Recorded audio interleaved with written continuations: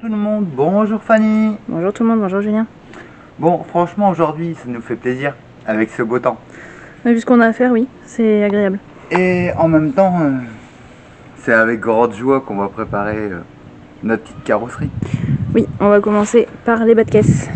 Voilà donc, pour cette partie du kit qui est les deux bas de caisse ainsi que le pare-choc arrière.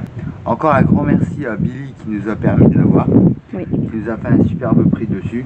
Et franchement, ce kit carrosserie, c'est pas n'importe lequel. Vérité. Vérité, exactement. C'est un kit connu sur Mégane Coupé. Exactement, Mégane Coupé, Mégane Cabriolet, bien sûr, en MK1. Oui. C'est un kit carrosserie Ellipse Auto, créé donc par Esquisse Auto et en même temps dispatché et vendu par pas mal de fournisseurs. Parce que celui-là, c'est un kit qui a fait ses preuves dans le début des années 90 à la sortie des Mégane 1 Coupé et les Mégane 1 Cabriolet. C'est ça. Donc il existe en version phase 1, phase 2. Exactement. Nous, c'est la version comme phase on veut. Ouais, c'est phase 1. Étant donné qu'on n'a pas le pare-choc avant. Voilà, les bas de caisse en fait ne changent pas, le pare-choc arrière ne change pas. La seule chose qui change sur le pare-choc arrière, c'est soit une sortie ou deux sorties pour l'échappement. Oui, bah ça au pire ça se crée. Voilà, tout à fait. Et étant donné qu'on n'a pas le pare-choc avant, on n'a pas pu l'avoir et on a cherché mais très cher. Très cher et très compliqué à trouver parce qu'on en avait trouvé un en Belgique mais c'était au final pas le bon modèle. Non, parce que c'était un phase 2 et nous la c'était voiture, un phase 1. Voilà, c'est ça, on va la repasser en phase 1. C'était de base un phase 2 mais repassé en extérieur phase 1.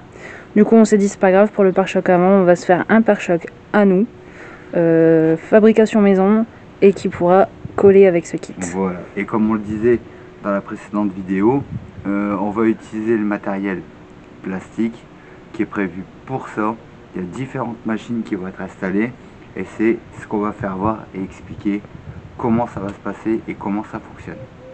Oui, donc ce sont des bas de caisse en résine. Tout à fait. Alors déjà, premier point, ce qu'on peut voir c'est qu'il n'est pas fissuré, de l'intérieur, non. Mis à part là. Mis à part ici, une petite réparation, mais ça c'est bien le replacer. Ici, recoller, bien sûr nettoyer, recoller une toile de résine. Et là ça va être bon. Ici recoller une petite toile de résine, bien sûr. Donc toute la préparation qui va avec. Ensuite, ici, on peut voir que là, il n'est pratiquement pas fissuré à l'intérieur. Mais bon, on essaiera de mettre ici une petite plaque quand même. Oui, pour dire de renforcer au cas où. Voilà. Tu vois, mais sinon, tu vois qu'il n'est pas éclaté de l'intérieur. Donc il est propre. Hein. Il est franchement très propre. Bon, après de l'extérieur, forcément, il a été posé, donc ouais. On a des petits, je ne vais même pas dire des impacts. Non, c'est des, la peinture, des coups, c'est des bordures, c'est des, tu vois, comme ça, par exemple ici, c'est assez superficiel. Oui. On a regardé de l'autre côté et c'était pas fondu. Ouais. Et en même temps, ici, tu vois, c'est pareil. Mis à part un bon ponçage, là, tu vois, tu le sors ici, ça c'est la toile. Oui. Alors c'est là où on va justement utiliser l'après-mastic. Oui. L'après-mastic, c'est comme un après de charge, sauf qu'il est encore plus consistant et qui sert principalement à la réalisation des kits carrosserie. Oui. Autant dire qu'avec l'après-mastic, tout ça, ça ne se verra même plus. Non, en fait, on va le poncer correctement. Et ici, on va venir reposer une couche. Mais c'est tout ça qu'on va faire voir et expliquer dans la vidéo. Dans tous les cas, le ponçage sera nécessaire puisqu'on ne va pas les laisser jaunes. Non. Ça pourrait être une espèce de personnalisation, voiture noire, kit jaune, mais bon, non. Quoique le jaune et noir, c'est beau, mais... Oui, mais là, ça ferait un peu trop quand même. Ça va être un peu trop quand même. Des petites touches par-ci par-là, je suis d'accord, mais là, ça va faire beaucoup. Là, c'est pour ça que ce qu'on va faire, parce que vu déjà tout ce qu'on a préparé pour ce véhicule, on peut pas non plus faire une peinture dans l'immédiat. Non. Donc la peinture, et encore on a bien une idée en tête, oui, d'une chose qu'on voudrait faire. Mais ici, ce qu'on va faire, c'est qu'on va les reposer. Oui, on va les repeindre avant, bien sûr, comme on a fait pour la Clio 2 noire. Oui. Une bombe de peinture, noir brillant, très bien, pas cher. Et en même temps, c'est ce qui va nous dépanner pour ça. Parce que par la suite, ce qu'on cherche principalement à faire, c'est qu'on voudrait faire un full dip Oui. dessus. Et le full dip, c'est comme toute peinture, comme toute chose, il faut uniformiser le fond. Donc pour ça, forcément, si on peint sur du jaune et du noir, on n'aura pas les mêmes rendus. Voilà. Donc du coup, dans un premier temps, on va le repeindre, donc comme on a dit, à la bombe, pour déjà le poser et uniformiser la voiture complète. Et en même temps, par la suite, quand on fera le full dip, au moins on aura déjà le fond de fait. C'est un truc, le full dip, qu'on n'a jamais fait, mais pourquoi pas s'y tenter. Bon bah toi déjà, tu sais très bien que ce qui te tente, bien que j'essaie de t'en dissuader, c'est le noir mat pour ta voiture. Et le full dip arriva. Et bon, en full dip, il propose le noir mat. Bon, quelque part, on sait qu'en prix, il n'est pas très élevé comparé au prix d'une peinture traditionnelle. On a déjà vu des avis dessus et ça avait pas l'air trop mal comme Voilà, peinture. c'était pas néfaste en fait. Donc au final, on l'essayera nous-mêmes et on verra, on fera notre propre jugement. Hein. Exactement. Et donc en fait, que ce soit toi ou moi, mais moi, bon, ça sera pas pour un mat, mais ça sera pour un brillant. Ah, parce qu'ils ont les deux versions. Voilà, parce qu'on s'est déjà renseigné, on a déjà vu ça sur le site et c'était franchement pas mal. Exactement. Donc, avec tout ça, chers collègues, ce qu'on se dit, on va se mettre au taf. Ouais, on va d'abord poncer ça et puis voir, de toute façon au ponçage généralement on a toujours des trucs qui réapparaissent donc... Voilà, donc comme ça on va les préparer au carré, Oui. nickel. Et franchement, quand je vois ça, je me dis, On est content. on est très heureux. J'ai hâte que ça soit posé. Ah oui c'est sûr, mais avant on aura des choses à faire. Hein. Oui, mais justement, on va le faire correctement et dans les règles. Bon, alors comme on disait, on allait expliquer comment on allait fonctionner. Donc là, c'est un kit d'occasion, donc avec quelques petites préparations à faire au préalable. Donc là, ici, ce qu'on fait, c'est qu'on enlève déjà tout ce qui est les petites surcouches de colle et de tout ce qu'il y avait avant, pour dire de le reposer le plus simplement possible. Et pour ça, c'est ma chère collègue qui s'y colle.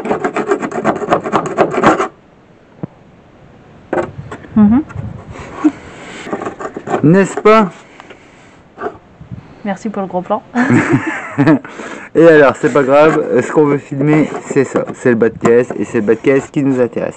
Par contre, t'as pas une autre astuce pour enlever ça? T'as pas besoin de le décoller entièrement, au ponçage, tu pourras l'avoir facilement. D'accord. Ça, c'est que superficiel. Ça part. Voilà. Il te faut une bonne préparation avant de commencer quoi que ce soit. Une bonne préparation et un bon nettoyage de l'intérieur. On a déjà enlevé la colle, c'est déjà ça? Oui. Bah encore, c'est obligatoire quand tu vois que ça te fait des bouloches comme ça. Pour dire de ne pas être embêté à la repose, parce que tu sais que toi, quand tu vas devoir le recoller, tu vas être obligé de reposer une couche. Et si au pire des cas, c'était une zone qui n'était pas bien collée au préalable, bah toi tu vas te récupérer un défaut lors de la pose et une surépaisseur. Ouais, bah alors ça je sais pas ce que c'est. Bah voyons voir ça tout de suite. Alors. D'accord. Ah c'est normal, c'est un coin. Ouais. Tu vois. On va peut-être pas trop y toucher ça, non? Bon mais même ça c'est rien, tu peux le gratter un peu.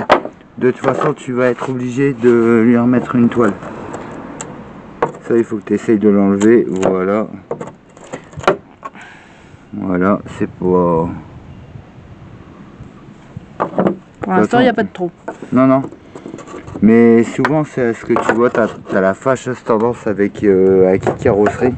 Vu qu'il est plus bas que ce qui est d'origine, tu as tendance à l'accrocher. Ah, bravo. Ouais. Bon, maintenant ici, tu vois, je pensais que c'était juste une petite et simple réparation. Mais, tu vois, même ici, si tu veux le redresser, il faudra mettre une plaque à l'arrière. On va poser ici, dire de le serrer là et là, pour dire de lui faire reprendre sa forme. Tu vois. Ouais, parce que sinon ça va être compliqué. Comme ça après, bon ça c'est le dessous. Tu vois. Voilà pas. Attends. Donc tu vois, après, quand tu fais ton collage, tu peux toujours remettre ta résine, remettre ta pièce. De toute façon, quelque part, c'est pas... ça se voit pas, tu vois. Regarde, ça replace nickel même. Tu vois. Faut juste enlever les petits trucs qui dépassent. Bon, après, ça, c'est pas genre de réparation tip top, tu vois, si c'est sur quelque chose de visible. Mais là, quelque part, c'est pour éviter de mettre trop de mastic. Oui, bah, de toute façon, tu vois. on va le refaire. Hein. Ouais. Mais bon. Voilà. Donc, tout d'abord, première étape, c'est ça. Reposer une plaque ici avec 2 vis. Pour dire de lui faire reprendre sa forme initiale. Comme ça, on verra bien avec ça. Si on peut ou pas, si pas, ben, faudra juste la reboucher au mastic. Mais bien sûr, poser la toile d'abord. Ah bah oui. On le prend, on le place et on voit que déjà il faut le resserrer.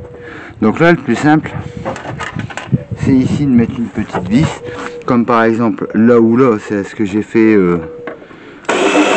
une sorte de pré-trou pour que ça soit plus facile à le percer. Et en général, pour ça, une vis placo, ça marche bien.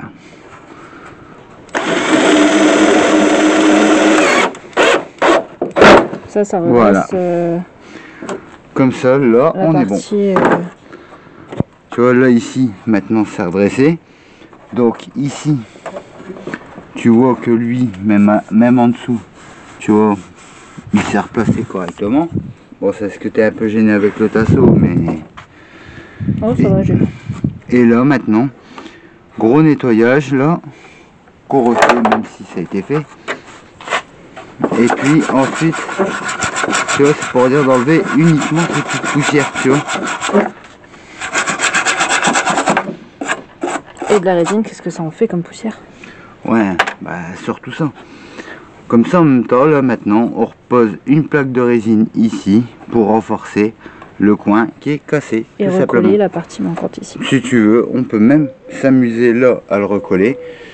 Avec la résine et les produits, tu peux toujours réussir à les recoller ou alors à les reformer.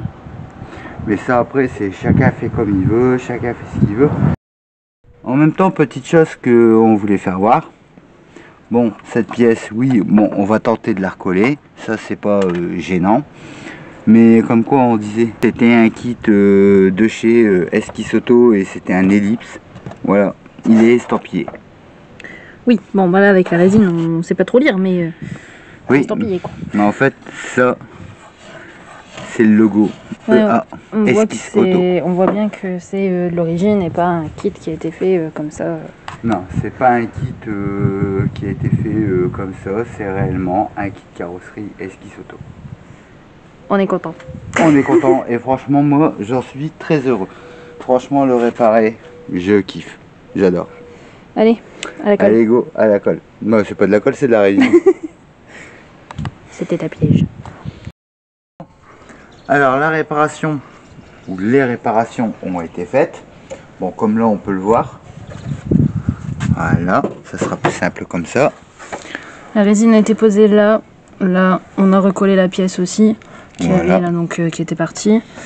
Et ici, là-bas, pour arrêter la fissure. Voilà. Et maintenant, tout ce qui est résine, c'est toi qui t'y colle. T'as découvert ça et t'adores ça. Oui, chacun son truc. Bon, en même temps, il n'y a que le moulage pour les pièces, les kits, les machins, qu'on n'a pas encore fait. Donc ça aussi, je te l'expliquerai, tu verras, c'est passionnant à faire. Je verrai ça.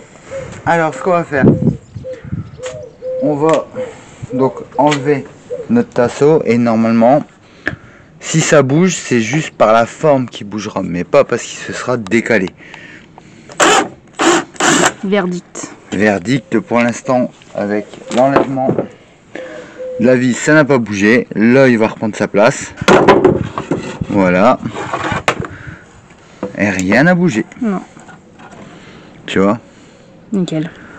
Alors maintenant, notre travail, il va consister en une simple chose. Là, on vérifie tout ce qui est uniquement des fissures. Comme là, on a vu que rien n'était cassé. là on voit que tout ça c'est que de la fissure, sauf là où c'était un petit peu abîmé. C'est pour ça qu'on a collé une toile de résine pour pas que ça s'abîme. Voilà. Donc, tout ce qui est assez, on va dire, superficiel, on va le poncer, comme pour là, ici, tu vois. On va le poncer, ça également, pour dire de minimiser. Ensuite, on va pouvoir appliquer une couche d'après-mastic, comme tu vois, ici c'est pareil. Tu vois. Mais, comme bien sûr on disait, on voit que c'est pas cassé.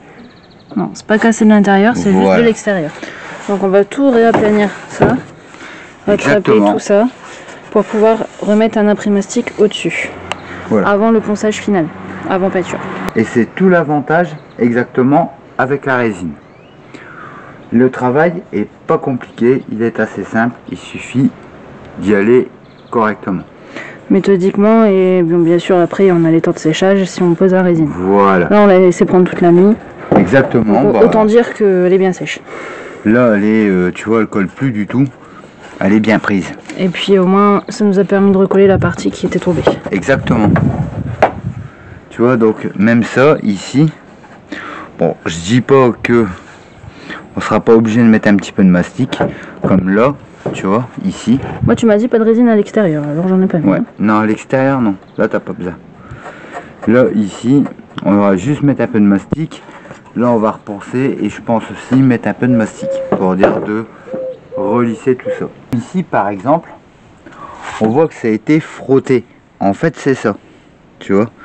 Ça a été frotté. Donc c'est pour ça qu'on a une fissure et que ce n'est pas une cassure, justement. Telle est la nuance. Exactement. Comme là, tu vois, ici. Ça accroche. Voilà. Donc en fait, là, c'est assez simple.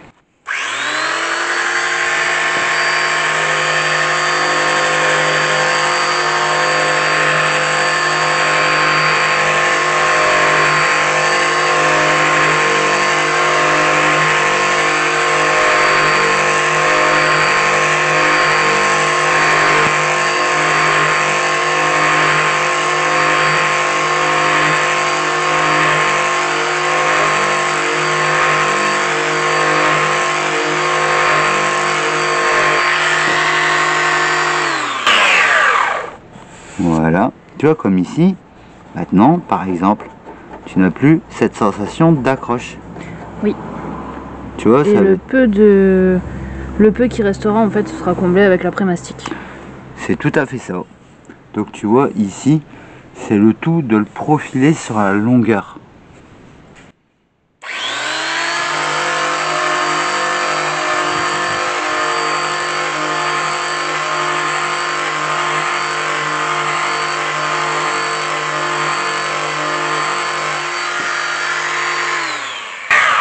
Tu vois, ici, quand tu regardes, tu vois que c'est bien prononcé. Ouais, c'est un peu plus profond. Voilà. Donc tu vois, tu le vois, le papier à poncer d'ailleurs. Bon, j'ai envie de dire, c'est là qu'on voit quand même que c'est pas de la merde. Hein. Voilà.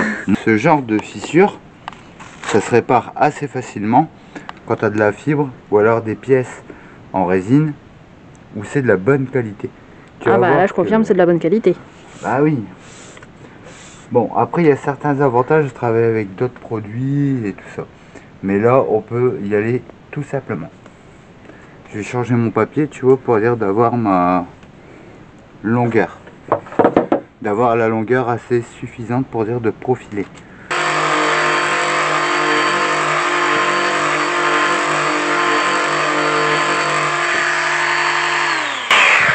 Et tu vois, autre chose, c'est aussi qu'avec le ponçage, tu as la chance de pouvoir déterminer exactement ta fissure.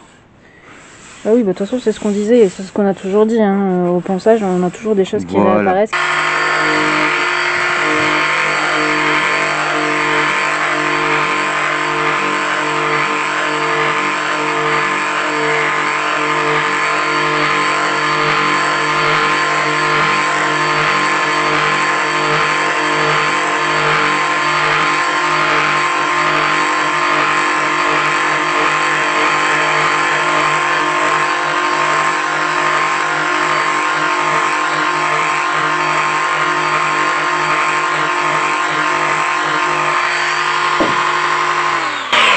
Bah ça va, on a enfin venu à bout de celle-là. Voilà. Et tu vois, le but principal du ponçage sur ces matières-là, c'est ça. Tu minimises, quand t'as pas de cassure mais que c'est des fissures, tu profiles ton ponçage. Comme ça, au moins, tu le régularises. Et après, avec une couche d'après-mastic, tu arrives à avoir un défaut qui est quasiment zéro. Bon, chers collègues, on peut avouer que nos petits bas de caisse ont repris de belles formes. Oui. Alors, ce qu'on a fait, avant de poser notre après-mastic, on a poncé au préalable avec du papier 180 au sec, bien sûr. À la suite de ça, on a rebouché avec l'après-mastic. Alors l'après-mastic est plus résistant et plus consistant que l'après de charge classique. Mais déjà ici, on peut constater qu'on voit plus ces petites fissures et craquelures qu'on voyait dessus. Donc déjà, très satisfaisant. Alors, ce qu'on fait là actuellement, c'est un ponçage au 120, histoire de régulariser tout ça et de se remettre sur vraiment de bonnes bases. Et en même temps, après ça, on sait qu'on va lui refaire un ponçage probablement au 600 ou au 800 à l'eau, histoire de réaplanir l'ensemble. Et comme ça, on pourra poser notre base. De toute façon, on va probablement pas le réapprêter complet avant de reposer ça. C'est une peinture à la bombe, c'est quelque chose qu'on va faire pour dire d'avoir un rendu global. Mais de toute façon, d'un sens comme d'un autre, ça sera une peinture qui sera refaite sur le véhicule ou alors un full dip. Et on repréparera à ce moment-là. Exactement. Pour ce qui est de la partie qui était cassée, Ouais. on n'a pas besoin de remastiquer parce qu'en fait l'après-mastic a fait son taf et ça se voit plus. Donc. Non, bah et puis même c'est le dessous. Donc ce qui compte majoritairement, c'est cette surface là, cette partie là, et après celle du dessus. Et là, on est franchement pas mal. Bon, au final, changement de programme, on va poser un après garnissant quand même. Parce qu'au ponçage, on a eu pas mal de défauts Ouais, qu'ils ont réapparu malgré le ponçage au 400 à l'eau. Ouais. Donc on va poser un après garnissant. Et du coup, après, ce sera de ponçage au 600 à l'eau aussi, avant peinture. C'est bien ça. Pourtant, c'est tout à fait ça. Et tu vois, pourtant, l'après garnissant, je le charge, mais c'est normal. De la fibre, tu as toujours tant soit peu du défaut, mais avec de l'après et du ponçage à l'eau, tu arrives à l'avoir nickel. Bon, on a quand même bien réussi à rattraper une bonne partie, hein. Ça c'est certain. Hein. Bah, et puis c'est pas un kit neuf. Non, c'est ça aussi. Donc forcément, quand on prend un kit d'occasion pour reposer, systématiquement, il y a beaucoup plus de travail que si c'était neuf. Exactement. Mais franchement, c'est nickel et on en a récupéré une bonne partie déjà avec l'après-mastic. Et du coup, on va finaliser ça avec l'après-garnissant. Et ça fait pas... Et ça devrait être pas mal. Ça fait pas mal du tout. Ouais, tu vois là ici on va refaire juste une petite couche. Ça c'est normal, c'est parce que dans les coins... Le frottement des portes. Ouais, c'était le frottement, on a pu en atténuer, mais ça tu vois on mettra le bas de caisse droit et gavé avec l'après-garnissant. Normalement ça devrait aller. Normalement. Normalement. C'est le normalement très rassurant. Bah c'est très rassurant en fait pourtant. Mais bon, ça devrait aller. Donc voilà, on est vraiment sur l'étape finition, avant la peinture finale. Ça c'est sur le premier bas de caisse et c'est énormément de travail, sachant qu'on a le deuxième aussi à faire après. Oui. Mais le deuxième il est quand même beaucoup moins abîmé. Là, chers amis, on peut dire que le résultat il est largement, même très largement suffisant. Franchement en noir, c'est top. Franchement ça finit bien le bas de caisse. Bon là ici on a reposé, oui, en finissant par un joint.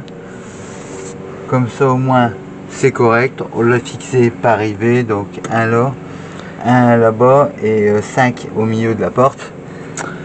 Comme ça bouge pas. Et ici en dessous on fera des maintiens. Oui. Pour dire de garder notre écartement et comme ça au moins ça bougera pas avec les chocs, les variations, etc. Exactement. Du coup, on en a profité pour préparer le pare-choc arrière. C'est le retour de la guigne. Oui, bon. Alors, on va quand même faire voir à quoi ça ressemble. Prends le bon côté, on va dire ça comme ça. Alors, voilà. Franchement, c'est beau. Ah, franchement, là, rien à dire. Bon, bien sûr, on n'a pas eu le temps de faire le décamouflage parce que ça vient juste de se faire. Et franchement, c'est pas grave. Ce qu'on peut dire, le décamouflage, bon, c'est que du scotch hein, qui est là pour protéger, tu vois. Donc sinon, en rendu final, c'est ce que ça aurait donné. Voilà. Voilà. Sachant que ça nous a pris à peu près 3 jours pour le préparer, entre les temps de séchage. Il a fallu le poncer. Alors là, c'était une catastrophe parce qu'il y avait une espèce de peinture dessus, mais alors galère, pas possible. Mais bon, ça on a l'habitude. Le temps de séchage des après, il a fallu en mettre plusieurs couches. Et ensuite, les temps de séchage entre les couches de peinture. Puisqu'il a fallu reponcer, on a eu des zones de non-adhérence et compagnie, enfin le truc basique quand on peint.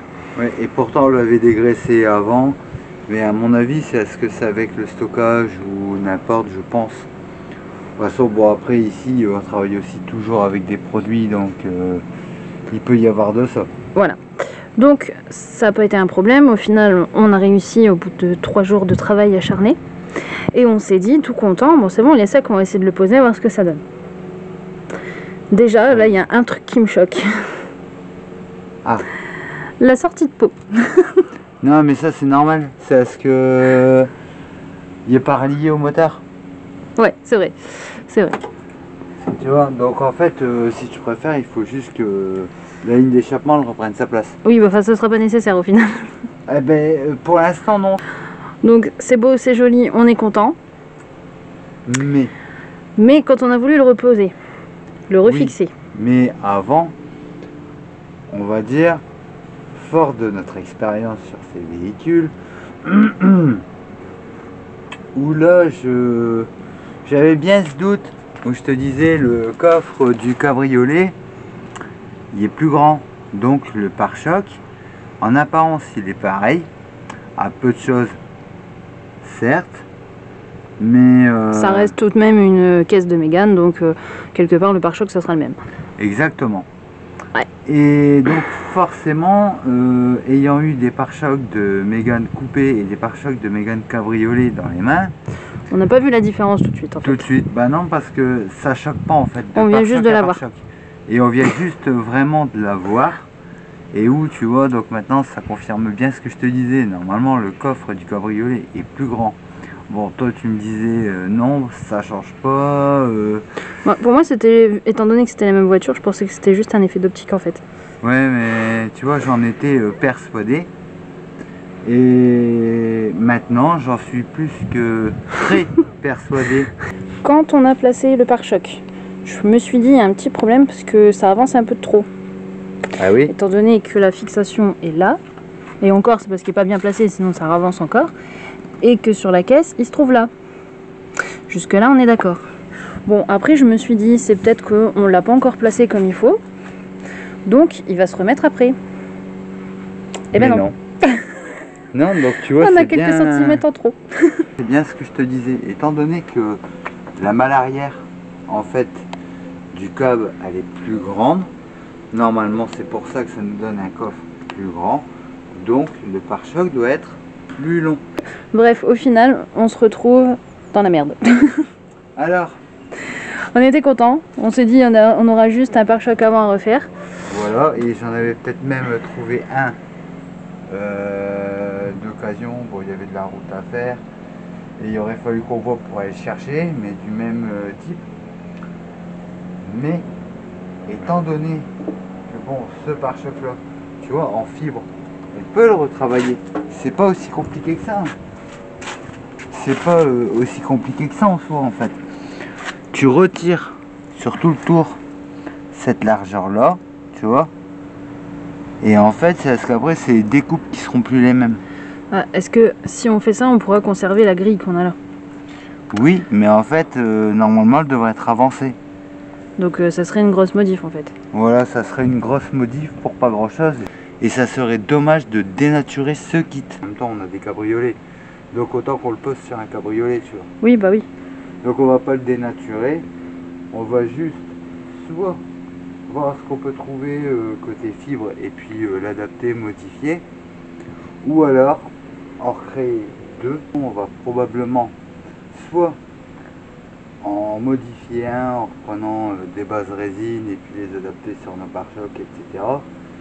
ou pas, ou alors reprendre deux bases pare-chocs plastique origine avec des motifs ou à voir ce qu'on va faire, ou alors commencer à créer justement ces deux pare-chocs, parce qu'en plus de ça on avait quand même trouvé quelque chose d'assez atypique pour ce véhicule. Bah oui. Et franchement, Qui aurait fini l'arrière, donc au final bah, on se retrouve sans pare-choc. Bon, c'est... mais tu vois, quand on voit l'arrière qu'on va préparer, qu'on va pas tarder à faire découvrir donc dans notre prochaine vidéo, ce béquet vient d'un autre véhicule. Oui, on va l'adapter sur la Mégane. C'est un béquet d'origine de Rover. Voilà. Du coup, il va falloir se débrouiller pour l'adapter sur la Mégane. Et franchement, ça va pas être trop difficile, il y a Non. du boulot. C'est bien, alors un nouveau béquet, ça c'est génial. Mais par contre, elle aura toujours pas de pare-choc. Vu qu'on a ce qu'il faut, autant qu'on refabrique nos kits. Bah là, quelque part, ça nous force un petit peu là. De toute façon, on devait parler de la réparation plastique pour les béquets. Ouais. Puis on devait parler aussi de la fabrication de pare-choc avec le pare-choc avant, mais je crois que comme c'est parti, on va devoir fabriquer deux pare-chocs. Voilà. Et en fait, ce qu'on va faire, c'est que les deux pare-chocs, on va les harmoniser du même design pour que le kit en fait soit identique avant et arrière. Parce que sur la Mégane, ce qui est fort, c'est que le style de l'avant et le style de l'arrière n'est pas le même. Ouais. Quand tu regardes, les coupes ne sont pas pareilles. Donc ça nous promet pas mal de taf en perspective, vu qu'on devait voir les réparations plastiques dans notre prochaine vidéo. Et ben là on verra carrément aussi La fabrication plastique. Voilà, la fabrication des kits avec la matière plastique. À moins que d'ici là on retrouve des pare-chocs en fibre qu'on pourrait adapter, modifier pour mettre dessus. Ça se peut, c'est possible, mais honnêtement j'ai un peu de mal à y croire. Non, je pense qu'on va partir sur nos bases plastiques et les modifier. Bon, du coup, sur ces belles paroles, Bon, on est quand même un peu déçus de ne pas pouvoir monter ce pare-choc sur cette voiture. c'est vrai que j'ai eu du mal à m'y faire Au début. quand il était jeune et au début, mais en fait, ça faisait C'est super beau en noir. Surtout le profil quand tu regardes, de profil. Ouais, bah tu vas le regarder le profil, mais tu vas pas le poser. Et ben pas maintenant, Non. il sera posé sur le câble. On va pas le modifier, celui-là il est trop beau. On va le poser sur le câble. Donc ça, Bon. c'est définitif. Ça devait aller sur le câble, ça ira sur le Sur câble. le câble. Bon, on va faire à suivre. Affaire à suivre. À dans 15 jours. À dans 15 jours avec l'atelier plastique. Et à bientôt. À bientôt!